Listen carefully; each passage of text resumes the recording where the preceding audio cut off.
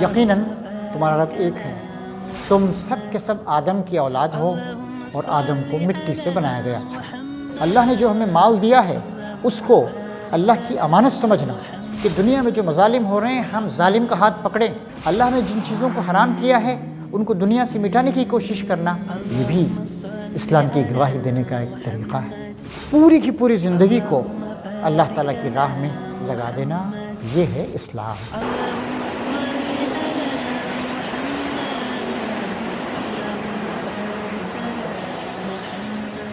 بسم اللہ الرحمن الرحیم۔ قابل احترام ناظرین، آج ہم اس بات پہ غور کریں گے کہ اسباب زوال ملت کیا ہیں۔ اللہ کا شکر ہے کہ ہم ایک ایسی ملت سے تعلق رکھتے ہیں جو ملت اسلامیہ کہلاتی ہے، جس کے اندر بین الاقوامیت کی شان، جو اللہ تعالیٰ کے احکام کو مانتی ہے اور ان پر عمل کرنے کی کوشش کر رہی ہے۔ یہ ملت اسلامیہ ساری زمین پہ پھیلی ہوئی، اس کا آغاز کیسے ہوا تھا؟ سچی بات یہ ہے کہ ملت اسلامیہ کا آغاز سیدنا محمد صلی اللہ علیہ وسلم سے نہیں بلکہ سیدنا آدم علیہ السلام سے ہوا تھا۔ آدم علیہ السلام جو ابو البشر کہلاتے ہیں، جو سارے انسانوں کے باپ۔ دین ہمیشہ سے ایک رہا ہے۔ اللہ تعالیٰ قرآن مجید میں کئی انبیاء کرام کا ذکر کرنے کے بعد فرماتا ہے، ان ھذہ امتکم امۃ واحدہ وانا ربکم فاعبدون۔ یہ تمہاری امت ایک امت اور میں تم سب کا رب ہوں، تم میری ہی عبادت کیا کرو۔ اسلام کی ایک بہت بڑی خوبی یہ ہے کہ اس نے ہمیں بتایا ہے کہ کائنات ایک ہے، کائنات کا رب اور مالک بھی ایک ہی ہے، اور اس زمین پر جو اتنی لمبی چوڑی کائنات کا ایک چھوٹا سا حصہ ہے، جو لوگ بسے ہوئے ہیں، جنہیں ہم انسان کہتے ہیں، یہ سب بھی ایک ہیں۔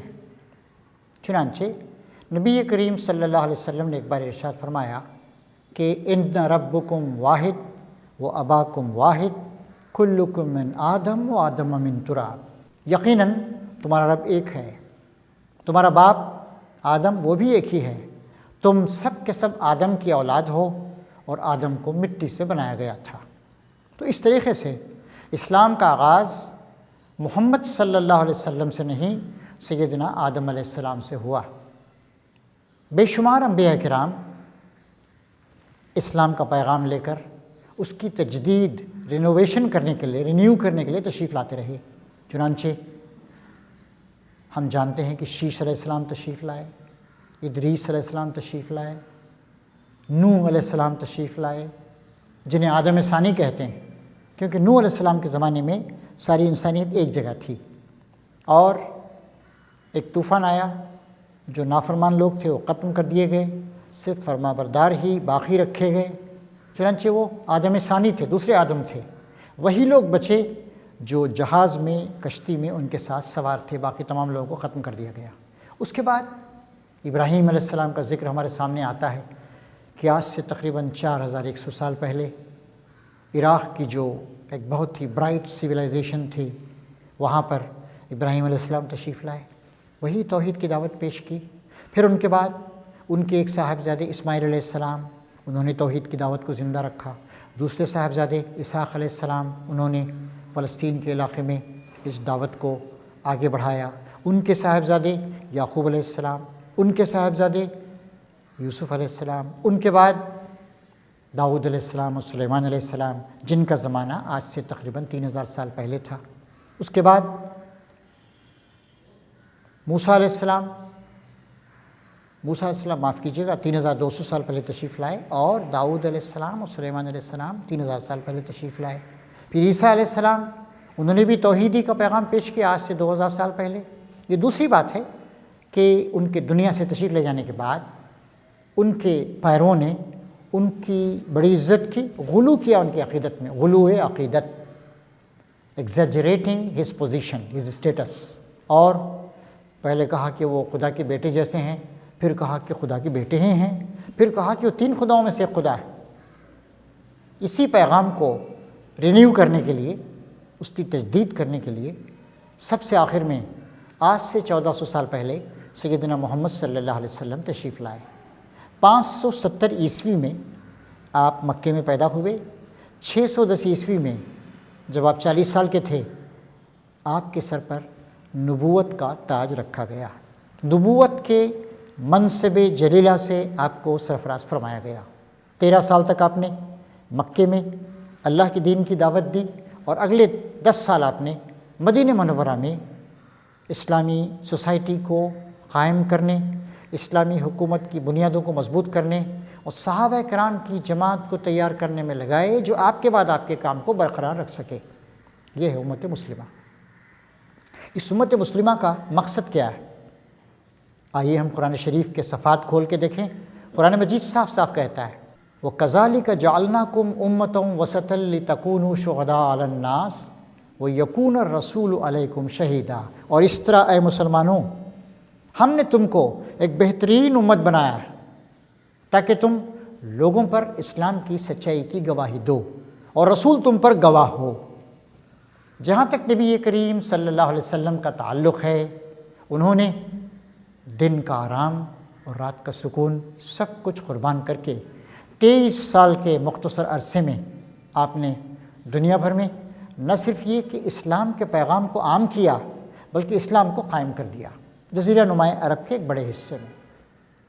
اور پھر اس کے بعد اب ہماری یہ ذمہ داری، امت مسلمہ کی ذمہ داری، اس ذمہ داری کے کئی پہلو: کلمہ پڑھ کر یہ کہنا کہ لا الہ الا اللہ محمد الرسول اللہ، اللہ کے سوا کوئی معبود نہیں اور محمد صلی اللہ علیہ وسلم اللہ کے رسول ہیں، یہ ہماری ایک ذمہ داری ہے۔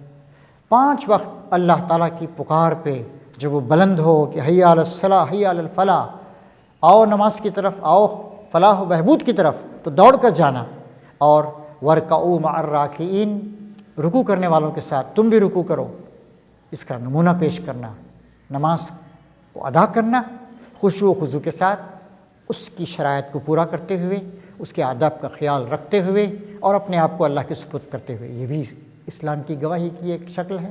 پھر رمضان کا مہینہ آتا ہے تو اس میں پورے مہینے کے روزے رکھنا اور اپنا تزکیہ کرنا، اپنی تربیت کرنا، یہ بھی اسلام کی گواہی کا ایک طریقہ ہے۔ پھر اللہ نے جو ہمیں مال دیا ہے اس کو اللہ کی امانت سمجھنا، اس کو ویسٹ نہیں کرنا، فضول خرچی نہیں کرنا، اور اپنے جسم و جان کا حق، اپنے خاندان اور اعزاء و اقربا کا حق اور سماج کا حق ادا کرنا، یہ بھی اللہ تعالیٰ کے دین کی سچائی کی گواہی دینے کی بات ہے۔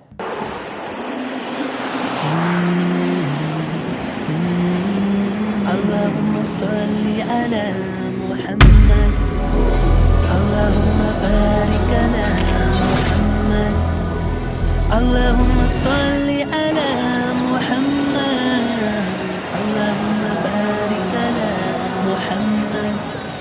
محمد۔ اس کے بعد زندگی میں ایک بار اللہ نے اگر وسعت دی ہے تو حج ادا کرنا، یہ بھی اللہ کے دین کی گواہی۔ پھر اپنے اخلاق و کردار سے صبح و شام اس بات کی گواہی دینا کہ اخلاق و کردار کا یہی صحیح طریقہ ہے، یہ بھی اللہ تعالیٰ کے دین کی گواہی دینا ہے۔ پھر اپنے پاس پڑوس کا، اپنے محلے کا، اپنے سماج کا خیال رکھنا اور انسانیت کی قدروں کو، ہیومن ویلیوز کو عام کرنا، یہ بھی اسلام کی گواہی دینے کا ایک طریقہ ہے۔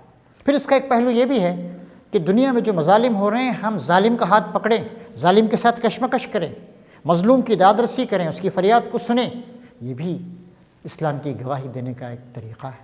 پھر اللہ نے جن چیزوں کو حرام کیا ہے ان کو دنیا سے مٹانے کی کوشش کرنا، اور جن چیزوں کو حلال کیا ہے ان چیزوں کو فروغ دینے کی کوشش کرنا، یہ بھی اللہ تعالیٰ کے دین کی گواہی ہے۔ اس طریقے سے پوری کی پوری زندگی کو اللہ تعالیٰ کی راہ